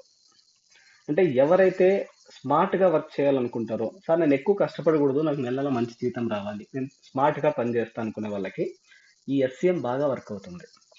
ఎవరైతే నాకు కాపీ పేస్ట్ వర్క్ కావాలి, నేను ఎక్కువ బ్రెయిన్ యూజ్ చేయను, సో అనుకునే వాళ్ళు ఈ ఎస్సీఓ మాడ్యూల్ సెలెక్ట్ చేసుకోవాల్సి ఉంటుంది. నా పర్సనల్ రికమెండేషన్ అయితే ఎస్సీఎం అండ్ ఎస్ఎంఎం. సో నేను ఏ ఫ్రీలాన్స్ ప్రాజెక్ట్ తీసుకున్నా ఎస్సీఓ ప్రాజెక్ట్ వస్తే నేను ఒప్పుకోను అసలు. ఫస్ట్ ఆఫ్ ఆల్ నాకు వద్దనే చెప్తా. ఎందుకంటే ప్రతిరోజు కూర్చొని నేను వర్క్ చేయాలి అంటే నాకు అంత టైం ఉండదు, ఓపిక ఉండదు. నేను పర్సనల్గా రికమెండ్ చేసేది ఎస్ఎంఎం. ఎందుకంటే వన్స్ ఈ ఎస్ఎంఎంలో వర్క్ ఏముంటుంది అంటే మనము ఒక యాడ్ అనేది లాంచ్ చేయాలి, ఒక క్యాంపెయిన్ అనేది లాంచ్ చేయాలన్నమాట ఫేస్బుక్లో, ఇన్స్టాగ్రామ్లో. వన్స్ యాడ్ లైవ్ వెళ్ళిపోయిందా ప్రతిరోజు మానిటరీ వర్క్ ఉంటుంది. ఎక్కడ డబ్బులు ఖర్చు అవుతా ఉంది, ఎక్కడి నుంచి మనకు అవుట్పుట్ వస్తూ ఉంది, ఎక్కడి నుంచి మనకు బిజినెస్ వస్తుంది అనేసి. సో ఇక్కడ ఎక్కువ బ్రెయిన్ యూజ్ చేస్తాం, కానీ ఇక్కడ హార్డ్ వర్క్ అనమాట. అంటే ఎక్కువసేపు సిస్టమ్ ముందర కూర్చొని ఆ పని ఈ పని చేస్తూనే ఉండాలి. సో ఇవన్నీ ఎందుకు చెప్తున్నాను అంటే రేపు పొద్దున్నే మీరు ఈ జాబ్ ఓరియంటెడ్ వెళ్ళేలాగుంటే మాత్రం ఈ కామర్స్ కంపెనీస్లో ఒకవేళ మీకు జాబ్ వచ్చినా కూడా నన్ను అడిగితే ఇది నా పర్సనల్ చాయిస్, తర్వాత మీ చాయిస్ అది. ఈ కామర్స్ని అయితే అవాయిడ్ చేయండి. ఎందుకంటే హెవీ వర్క్ ఉంటుంది ఈ కామర్స్ కంపెనీస్లో. ఈ ఎస్సీఓ పైన కానీ గూగుల్ యాడ్స్ పైన దేనిపైన వెళ్ళినా హెవీ వర్క్ ఉంటుంది. ఎప్పుడూ కూడా ప్రొడక్ట్ బేస్డ్ కంపెనీస్ లేదా సర్వీస్ బేస్డ్ కంపెనీస్కే వెళ్ళండి. ఈ కామర్స్ అవాయిడ్ చేయండి. ప్రొడక్ట్ అంటే వాళ్ళకి ఓన్ ప్రొడక్ట్స్ ఉండాలి. అంటే ఇలాగా ఇది ఈ కామర్స్ ఇది తీసుకోండి. సో ఇది ఫ్లిప్కార్ట్ అనుకోండి ఎగ్జాంపుల్. ఇందులో మల్టిపుల్ కంపెనీస్ ఉన్నాయి. అంటే వీళ్ళు యాపిల్ కంపెనీతో పనిచేస్తారు, శాంసంగ్ కంపెనీతో పనిచేస్తారు. అప్పుడు ఏమవుతుంది అంటే వీళ్ళ టార్గెట్స్, వీళ్ళ గోల్స్ చాలా హెవీ ఉంటాయి. సో కాబట్టి నా పర్సనల్ రికమెండేషన్, నాకు ఒక ఈ కామర్స్ పైన వాడు నెలకి 2 లక్షలు జాబ్ ఇస్తాను, శాలరీ ఇస్తానని నేను పోను. 4 లక్షలు ఇస్తానన్నా పోను, 10 లక్షలు ఇస్తానన్నా పోను. ఎందుకంటే అంత హార్డ్ వర్క్ నేను చేయను. Right. So coming back to subject, ఇక్కడ లాజిక్ ఏమి అంటే ఒక కస్టమర్గా మీరు ఏదైనా ఫ్లిప్కార్ట్కో అమెజాన్కో వెళ్ళిన తర్వాత మనకి ఇక్కడ పైన ప్రొడక్ట్స్ని సెర్చ్ చేసుకునే ఆప్షన్ వస్తుంది. ఇప్పుడు నేను ఏదో ఒక ఫోను, కెమెరానో లేకపోతే ఏదో ఒకటి కొనుక్కోవాలనుకోండి. ఫర్ ఎగ్జాంపుల్ నేను ఒక కెమెరా కొనుక్కోవాలి, నేను వాడే కెమెరాని చూద్దాం. సో నేను వాడే కెమెరా ఇది, రైట్. సో ఇది ఓన్లీ కెమెరా మాత్రం ఎంత పడుతుంది, మళ్ళీ లెన్స్ సపరేట్గా తీసుకోవాలి. ఇప్పుడు నేను ఏం చేశాను అంటే సింపుల్గా ఈ వెబ్సైట్లోకి వెళ్ళి నికాన్ Z15 టైప్ చేసిన. టైప్ చేసిన తర్వాత మీరు లింక్ చూడండి ఒకసారి, ఎలా ఉంది? డిఫరెంట్గా ఉందా? అంటే నార్మల్గా లేదు, చాలా కాంప్లికేటెడ్గా ఉంది ఇది. అవునా కదా? నేను ఫ్లిప్కార్ట్ అనే వెబ్సైట్లోకి వెళ్ళిన, అక్కడికి వచ్చి ఏం చేసిన, యాజ్ అ కస్టమర్గా నేను ఏదో సెర్చ్ చేసిన, ఒక క్వశ్చన్ ఎంటర్ చేసిన. ఇక్కడ వరకు దాని మీనింగ్ అది. కస్టమర్గా నేను ఏం ఎంటర్ చేసిన, నికాను అని ఎంటర్ చేసిన, స్పేస్ ఇచ్చి Z15 అని టైప్ చేసిన. సో ఇది యూజర్గా నేను ఎంటర్ చేసింది. ఇది ఎంటర్ చేయగానే ఇది వాళ్ళ వెబ్సైట్లో జరిగే ఫంక్షనాలిటీ అనమాట. ఆ ఫ్లిప్కార్ట్ అనే వెబ్సైట్లో ఈ Z50కి సంబంధించిన ఇన్ఫర్మేషన్ ఏదైనా ఉంది అంటే దానికి సంబంధించి అడిషనల్గా ఇది ఫిల్టర్స్ వేసుకొని మనకు డేటా అనేది ఇస్తుంది అనమాట. టెక్నికల్గా ఈ కాన్సెప్ట్ని ఏమంటారు అంటే ఇట్లా ఆటోమేటిక్గా జనరేట్ అయ్యే కాన్సెప్ట్ని యూఆర్ఎల్ పారామీటర్స్ అంటారు. అది మనం హ్యాండిల్ చేయము, డెవలపర్స్ హ్యాండిల్ చేస్తారు. మీకు ఒకవేళ చాలా డీప్గా పోవాలి ఇంటర్వ్యూ పాయింట్ ఆఫ్ వ్యూలో, వాడు మీ నాలెడ్జ్ని హెవీగా టెస్ట్ చేయాలి అనుకున్నప్పుడు యూఆర్ఎల్ పారామీటర్స్ అంటే ఏంటి, ఇవిలా జనరేట్ అవుతాయి. సో వీటికి ఎస్సీఓ చేయొచ్చా చేయలేమా అనేసి అడుగుతూ ఉంటారు. 90% నా పర్సనల్ ఎక్స్పీరియన్స్ ప్రకారం సో ఇలాంటి యూఆర్ఎల్ పారామీటర్స్ అనేది మారిపోతూ ఉంటాయి, టైం టు టైం చేంజ్ అవుతూ ఉంటాయి. ఒక కస్టమర్ గూగుల్లోకి వెళ్ళి ఫ్లిప్కార్ట్ కంపెనీకి వచ్చి నికాన్ Z15 టైప్ చేసాడు, ఇంకొకటి ఏం టైప్ చేస్తాడు, సో కెనాన్ కెమెరాస్ అని టైప్ చేసినాడు అనుకోండి, మనకు ఆటోమేటిక్గా లింక్ మళ్ళీ చేంజ్ అయిపోతూ ఉంటుంది. అంటే ఇది స్టాండర్డ్ కాదు ఈ లింక్స్ అనేటివి. సో టైం కొద్దిగా చూడండి ఇది ఎంత పెద్దగా వచ్చిందో ఇప్పుడు. అర్థమైంది లాజిక్ ఇది?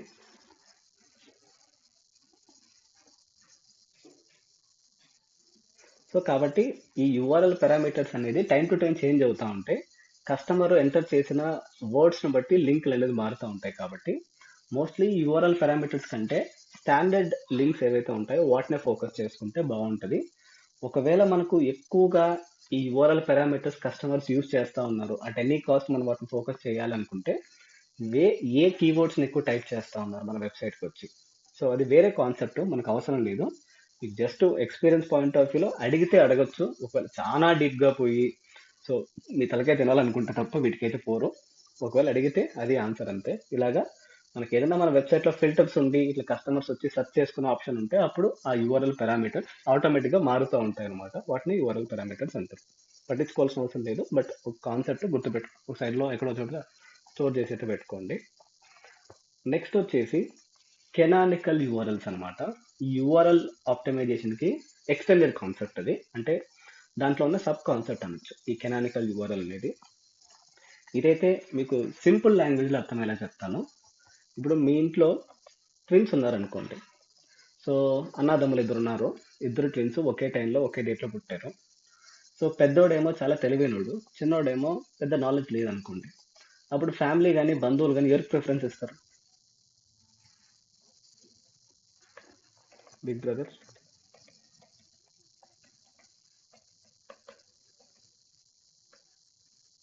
ఓకే, నేనైతే చిన్నోడికి ఇస్తాను, ఎందుకంటే పెద్దోడు తెలివినోడు కాబట్టి ఎట్లయినా బతికేస్తాడు. సో చిన్నోడు తెలియలేదు కాబట్టి చిన్నోడికి ఎక్కువ అప్రూవ్గా చూసుకోవాలనుకుంటా. ఓకే, అది depends on case to case అండి. ఈ లాజిక్ ఎందుకు చెప్పానంటే, ఇప్పుడు మన వెబ్సైట్లో ఒక కంటెంట్ని క్రియేట్ చేస్తాం, సేమ్ అలాంటి కంటెంట్ ఇంకోటి క్రియేట్ చేయాల్సి వచ్చింది. ఓకే, ఈ లాజిక్ మళ్ళీ చెప్తాను. ఇప్పుడు నేను జనార్దన్ డిజిటల్ అనే ఒక కంపెనీ ఉంది. ఈ జనార్దన్ డిజిటల్ కోసం నేను ఏం చేశాను, 2023లో నేను కోర్సు స్టార్ట్ చేశాను అనుకోండి. 2023లో కోర్సెస్ చెప్పాను, 2024లో కోర్సెస్ చెప్పాను, 2025లో కూడా కోర్సెస్ చెప్తా ఉన్నా. నాకు ఏమనిపించిందంటే గూగుల్ యాడ్స్ కోసం ఒక పేజ్ క్రియేట్ చేయాలనిపించింది. 2023లో క్రియేట్ చేశాను.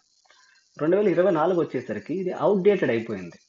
సో లేటెస్ట్ కరికులం అంతా యాడ్ చేయాలి కాబట్టి 2024 కోసం ఇంకో పేజ్ క్రియేట్ చేశాను అనుకోండి.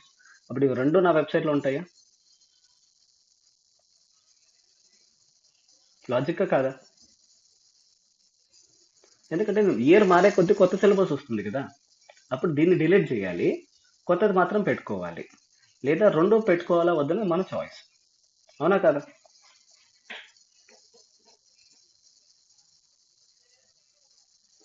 ఎగ్జాంపుల్ అర్థమైందా లేదా?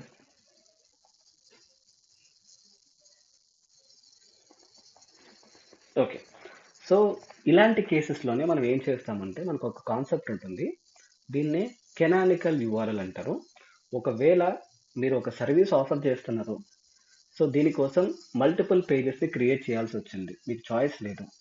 అలాంటప్పుడు మనం ఏం చేయొచ్చు అంటే, ఏదైతే లేటెస్ట్ ఇన్ఫర్మేషన్ ఉందో, అంటే పాతది మెయింటైన్ చేయాలనుకుంటున్నారు, కొత్తది మెయింటైన్ చేయాలనుకుంటున్నారు, సో అప్పుడు మనం సింపుల్గా ఈ కొత్త పేజ్లోకి వెళ్ళి పాత పేజ్ గురించి చెప్పాలన్నమాట.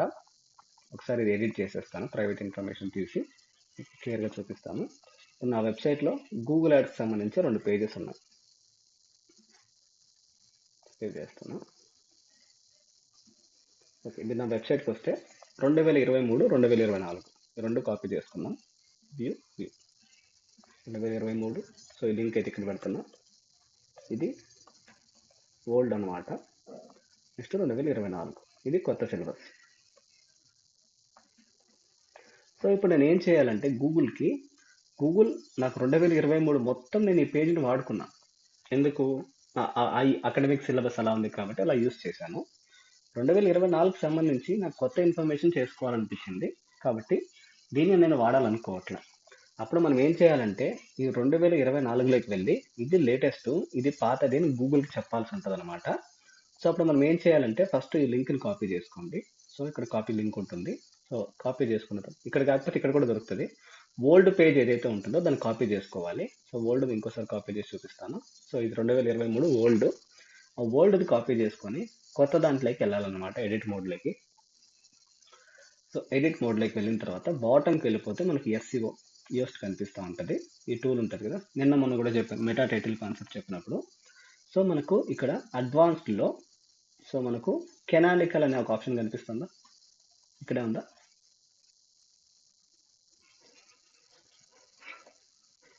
కనిపించట్లేదు ఇక్కడ.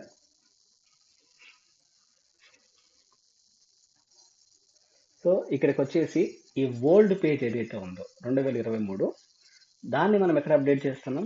2024లో అప్డేట్ చేస్తున్నాం. అంటే 2024 అనేది సో లేటెస్ట్. ఈ కెనానికల్ ఏదైతే పెడతామో అది ఓల్డ్, అవుట్డేటెడ్. అర్థమైంది?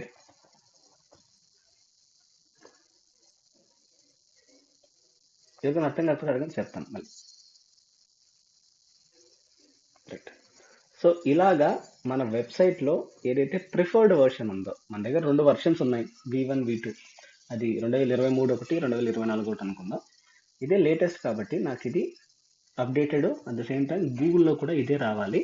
ఇది ఓల్డ్ వర్షను, ఇది నాకు వద్దు, ఇంకా దాన్ని ఎలిమినేట్ చేసుకోవాలనుకుంటున్నా. మీకు ఇంటర్వ్యూ పాయింట్ ఆఫ్ వ్యూలో బేసిక్గా అడిగే క్వశ్చన్స్ అయితే ఇవి. కెనానికల్ అంటే ఏంటి, కెనానికల్ యూఆర్ఎల్ లేదా కెనానికల్ యూఆర్ఎల్ ఆప్టిమైజేషన్ లేదా కెనానికలైజేషన్, 4-5 పేర్లు అయితే ఉంటాయి. అన్నిటికీ మీకు స్టార్టింగ్లో కెనానికల్ అనేది స్టార్ట్ అవుతుంది. Canonical URL, canonical URL optimization, canonicalization, ఈ 3 పేర్లు అయితే ఉంటాయి. ఎలాగైనా పిలవచ్చు, ఒక్కొక్క కంపెనీలో ఒకలా పిలుస్తారు. సో దీని మెయిన్ కాన్సెప్ట్ ఏంటి అంటే, మన వెబ్సైట్లో ఒకే సర్వీస్కి సంబంధించి మల్టిపుల్ పేజెస్ని క్రియేట్ చేసి ఉంటే ఏ పేజ్ అనేది మనకి ఇంపార్టెంట్, ఏది ఓల్డ్ ఏది లేటెస్ట్ అని చెప్పే ప్రాసెస్ని కెనానికల్ అంటారు. దీనివల్ల మెయిన్ యూజ్ ఏంటి అంటే, గూగుల్కి డూప్లికేట్ ఇన్ఫర్మేషన్ వెళ్ళదన్నమాట. అంటే సేమ్ కంటెంట్ 2 సార్లు కనిపిస్తే అది డూప్లికేటే అంటారు కదా. సో అలాగా డూప్లికేట్ కంటెంట్ కాకుండా ఒరిజినల్ ఏదైతే ఉందో ఒరిజినల్ మాత్రమే మనం గూగుల్కి సబ్మిట్ చేస్తే చాలు, లేదా లేటెస్ట్ని మనం గూగుల్కి సబ్మిట్ చేస్తే చాలు. ఈ కెనానికల్ యూఆర్ఎల్ వల్ల అది పాసిబుల్ అవుతుంది అనమాట. ఓన్లీ లేటెస్ట్ ఇన్ఫర్మేషన్ గూగుల్కి వెళ్తుంది, ఓల్డ్ ఇన్ఫర్మేషన్ అనేది గూగుల్ స్టాప్ చేసేస్తుంది, దాన్ని స్కాన్ కూడా చేయదు. ఎందుకంటే మనమే చెప్తున్నాం అది ఓల్డ్, దాన్ని పట్టించుకోవద్దు అనేసి.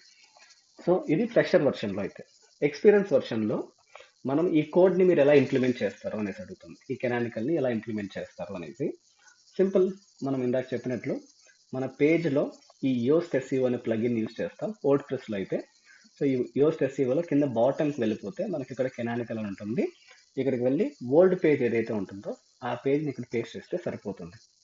ఇలా కాదు, మాకు కోడ్లో ఎలా రాయాలో చెప్పండి. కోడ్లో మీకు తెలుసా ఎలా రాయడము అంటే? సో మోస్ట్లీ ఇంత డీప్గా పోరు, ఒకవేళ అడిగినా కూడా మీ దగ్గర ఆన్సర్ అయితే ఉండాలి. సో ఇది బేసిక్గా సింటాక్స్ అనమాట. ఈ సింటాక్స్లో మీరు ఆ లింక్ని పేస్ట్ చేయాలి.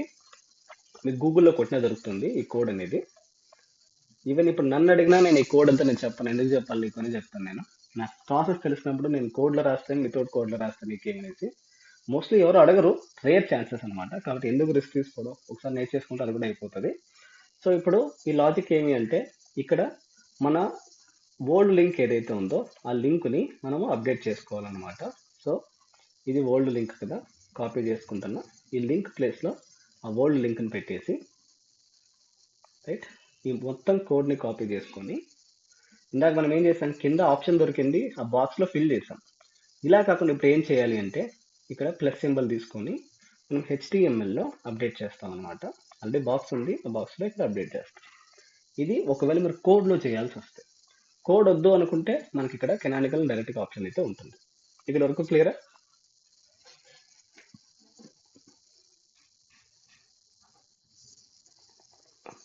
రైట్. సో ఇప్పటి వరకు మనం ఏం చేసాం, ఒక కెనానికల్ యూఆర్ఎల్ని ఎలా అప్డేట్ చేయాలో చూసాం. మనకి ఇక్కడ ఇంకొక ఆప్షన్ కూడా ఉంటుంది. దీన్ని ఏమంటారంటే సెల్ఫ్ రెఫరెన్సింగ్ కెనానికల్ అంటారు.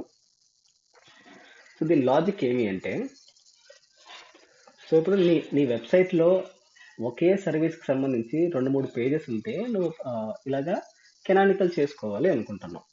ఒకవేళ అలా కాదు, సో నా వెబ్సైట్లో ఒకే పేజ్ ఉంది, దానికి ఏం డూప్లికేట్ వర్షనే లేదు, సో సేమ్ ఒకే పేజ్ ఉంది, నేను వేరే ఫర్దర్గా కూడా ఏం క్రియేట్ చేయలేదు అనుకుంటే, ఆ పేజ్కి అదే ఒరిజినల్, ఆ పేజ్కి అదే డూప్లికేట్, దాని మీనింగ్ అనమాట. ఈ కాన్సెప్ట్ని సెల్ఫ్ రెఫరెన్సింగ్ అంటారు. ఇంకోసారి చెప్పేదా, వాళ్ళు కన్ఫ్యూజ్ అంటే? కన్ఫ్యూజ్ లేదంటే నెక్స్ట్ వెళ్ళిపోతాను. ఓకే, అప్లై చేయొచ్చు. ఇప్పుడు ఫర్ ఎగ్జాంపుల్ 2023 కోసం ఒక పేజ్ క్రియేట్ చేసిన, 2024 కోసం ఇంకోటి క్రియేట్ చేసిన. ఇలా 2-3 క్రియేట్ చేయలే నేను, నా దగ్గర ఒకటే ఉంది. సో ఫర్ ఎగ్జాంపుల్ ఇదే అనుకోండి page, Google ads SEO online course. ఇప్పుడు నేను కెనానికల్ అప్లై చేయాల్సిన అవసరం లేదు. ఈ పేజ్కి ఇదే ఒరిజినల్, ఆ పేజ్కి అదే డూప్లికేట్. వేరే కాపీ లేదు అని అంతే. యాంటిక్ అంటారు కదా అలా. సో అప్పుడు మనం ఏం చేయొచ్చు అంటే ఇదే లింక్ని తీసుకెళ్ళి మళ్ళీ ఇక్కడ పెట్టచ్చు. ఇలా పెడితే అది ఏమవుతుంది అంటే సెల్ఫ్ రెఫరెన్సింగ్ అయిపోతుంది, దానికి అదే డూప్లికేట్, దానికి అదే ఒరిజినల్ అనేది. క్లియరా? ఓకే. సో ఇప్పటి వరకు మనం అప్లై చేసాం, దీన్ని మనం టెస్ట్ కూడా చేయాలన్నమాట. మనం అప్లై చేసిన ఈ కెనానికల్ అనేది నిజంగా అప్లికబుల్ అయ్యి వెబ్సైట్లో రిఫ్లెక్ట్ అవుతుందా లేదా అని. ఏ వెబ్సైట్ అయినా తీసుకోండి, ఫర్ ఎగ్జాంపుల్ ఇప్పుడు నా వెబ్సైటే, సేమ్ మనం ఈ డీటెయిల్ ఎస్సీవ ఈ టూల్ గుర్తుపెట్టుకోండి. మీరు ఒకవేళ ఇన్స్టాల్ చేసుకోకపోతే ఇన్స్టాల్ అయితే చేసుకోండి ఈరోజు ఖచ్చితంగా. ఈ టూల్ పైన క్లిక్ చేస్తానే కిందకి వెళ్తే మీరు చూడండి సెల్ఫ్ రెఫరెన్సింగ్ అని ఆటోమేటిక్గా ఇక్కడ వచ్చింటుంది కెనానికల్లో. గ్రీన్ టిక్ వచ్చి వచ్చిందా?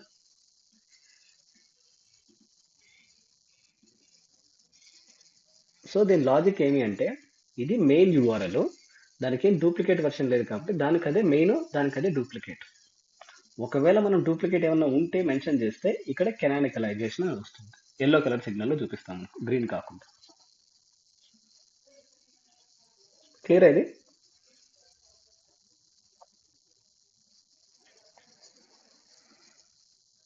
ఓకే. సో నెక్స్ట్ కాన్సెప్ట్ వచ్చేసి, ఓకే ఇది ఒక 5 minutes పడుతుంది, క్లోజ్ చేసేద్దాం. ఈజీ కాన్సెప్టే, రైట్? నెక్స్ట్ కాన్సెప్ట్ వచ్చేసి ఓజీ ట్యాగ్స్ అంటారు అనమాట. సో మీరు అనుకునే పవన్ కళ్యాణ్ సినిమా ఓజీ కాదు. సో ఓపెన్ గ్రాఫ్ ట్యాగ్స్ అనమాట. దీని లాజిక్ చాలా సింపుల్.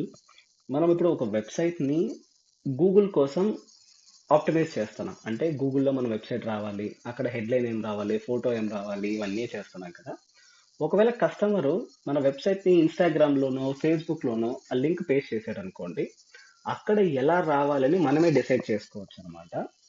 సో బేసిక్గా సోషల్ మీడియాలో మన వెబ్సైట్ ఎలా కనిపించాలి, ఒక కస్టమరు మన వెబ్సైట్ని ఫేస్బుక్లో కానీ ఇన్స్టాగ్రామ్లో పేస్ట్ చేసినప్పుడు, సో దీనికి సంబంధించి మనకి ఇక్కడే ఆప్షన్స్ అయితే ఉంటాయండి, లాస్ట్లోనే ఉంటాయి ఇక్కడ సోషల్ అనేసి. ఇక్కడికి వెళ్ళిన తర్వాత సోషల్ మీడియాలో ఈ లింక్ పేస్ట్ చేస్తే అక్కడ ఏ ఫోటో రావాలి, అక్కడ ఏ హెడ్లైన్ రావాలి, ఏ డిస్క్రిప్షన్ రావాలి, 2 లైన్ 3 లైన్ పారాగ్రాఫ్. దీన్ని మనం ఇంకోసారి చూద్దాం. సో ఇప్పుడు ఈ పేజ్ ఉంది, ఈ పేజ్ని తీసుకెళ్ళి నేను నా ఫేస్బుక్ అకౌంట్లోనే ఇన్స్టాగ్రామ్ అకౌంట్లో ఎక్కడ చోట పేస్ట్ చేస్తాను.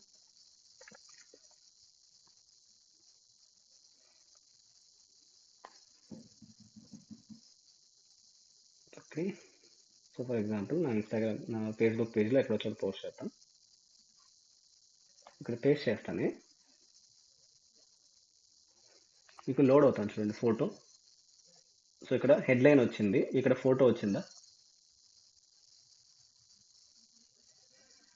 ఇక్కడ హెడ్లైన్ వచ్చిందా, కనిపిస్తుందా హెడ్లైన్ ఫోటో? సో బేసిక్గా ఈ ఓజీ ట్యాగ్స్ అనేది దానికోసం యూజ్ చేస్తారనమాట. మన వెబ్సైట్ని ఒకవేళ సోషల్ మీడియాలో ఎవరైనా పోస్ట్ చేయాలనుకుంటే మీరే చేయొచ్చు, లేకపోతే ఇంకెవరైనా చేయొచ్చు, అది ఫేస్బుక్లో కానీ ఇన్స్టాగ్రామ్లో ఎక్కడైనా కానీ, అప్పుడు ఎక్కడ ఎలా కనిపించాలి వాళ్ళకి. సో దానికి సంబంధించిన టూల్ అనమాట ఇది, metaTags.io అనేసి ఉంటుంది. మీరు ఇదనే కాదు, గూగుల్కి వెళ్ళి ఓజీ ట్యాగ్స్ జనరేటర్ అని కొడితే మీకు మల్టిపుల్ టూల్స్ అయితే వస్తాయి. మీకు టూల్ నేమ్ అయితే ఇక్కడే ఇచ్చాను, మీకు ఒకవేళ మర్చిపోకుండా ఉండండి, ప్రజెంటేషన్లో అయితే ఉంటుంది, right? So OG tags generator ఇలా టైప్ చేస్తే మనకు మల్టిపుల్ టూల్స్ అయితే వస్తాయండి. మీరు ఏ టూల్, ఈ ప్రతి ఒక్కటి మీరు వాడుకోవచ్చు. నేను పర్సనల్గా దీన్ని అయితే వాడుతాను, metaTags.io అనేసి ఉంటుంది, దానిపై క్లిక్ చేయండి. చేసిన తర్వాత మీరు ఏ లింక్ని సోషల్ మీడియాలో ఆప్టిమైజ్ చేయాలనుకుంటా ఉన్నారు. సో ఫర్ ఎగ్జాంపుల్ ఈ లింక్ అనుకోండి. సో ఆ లింక్ని కాపీ చేసుకొని ఇక్కడికి వెళ్తే ఆల్రెడీ దీనికోసం మీరు ఏదన్నా ఓజీ ట్యాగ్స్ క్రియేట్ చేసే లేదా చెక్ చేస్తుంది అనమాట. ఇది ఫాల్స్ మెటా డేటా అంటే చెక్ చేసి చెప్తుంది. సో మీకు ఆల్రెడీ అప్లోడ్ చేశారా లేదా అనేసి. ఇక్కడైతే ఈ ఫోటో ఉంది, దానికి సంబంధించిన హెడ్లైన్ ఇది ఉంది, దానికి సంబంధించిన డిస్క్రిప్షన్ ఇది ఉంది. ఇందాక కూడా మనం అదే చూసాం ఫేస్బుక్లో పేస్ట్ చేసినప్పుడు, అవునా కదా? సో ఇప్పుడు మనం చేంజ్ చేయాలనుకోండి, సో చేంజ్ ఏ ఫోటో అప్లోడ్ కావాలా, సో ఆటోమేటిక్గా ఫోటో మొత్తం చేంజ్ అయిపోతుంది. సో అక్కడ హెడ్లైన్ ఇది వస్తుంది, ఏం హెడ్లైన్ రావాలి. సో ఫర్ ఎగ్జాంపుల్ సింపుల్ నా పేరు రావాలంతే. సో ఇది కావాలి, ఈ పారాగ్రాఫ్ కావాలా వద్దా మీరు మార్చుకోండి. ఇవంతా మనం అప్డేట్ చేసిన తర్వాత వాడు కోడ్ ఇస్తాడనమాట. ఈ కోడ్ని మనం క్లిక్ చేస్తే చూడండి ఇదంతా కోడ్ జనరేట్ అవుతుంది. మనం ఏమి చేయము, ఇది కాపీ చేసుకొని, రైట్, సేమ్ ఇందాక మనము ఇన్స్టాల్ చేసాం కదా ఇది కెనానికల్ ట్యాగ్, గుర్తుందా? జస్ట్ ఇప్పుడే చెప్పాను అంతే. దాని కింద ఇది పేస్ట్ చేసుకుంటాం అంతే ఇలాగా. ఒకవేళ మీరు కోడ్లో చేయాలి అంటే మీరు ఫ్రెషర్ కాదు ఎక్స్పీరియన్స్ అని వెళ్తే కోడ్లో చేయాలంటే ఇది. వితౌట్ కోడ్ అయితే మనకి ఇక్కడ సోషల్ అనేసి ఉంటుంది. ఈ సోషల్లో అక్కడ ఏ ఫోటో రావాలి, ఏ హెడ్లైన్ రావాలి, ఏ డిస్క్రిప్షన్ రావాలి. మీకు ఏది కన్వీనియంట్గా ఉంటే అది యూస్ చేసుకోండి. కోడ్ అయితే కోడ్, వితౌట్ కోడ్ అయితే వితౌట్ కోడ్. క్లియర్ అయితే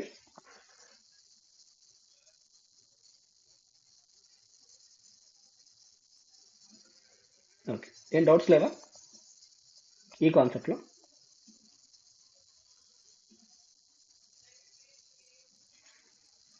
yes sir at least yes sir no అని చెప్పండి. Okay right.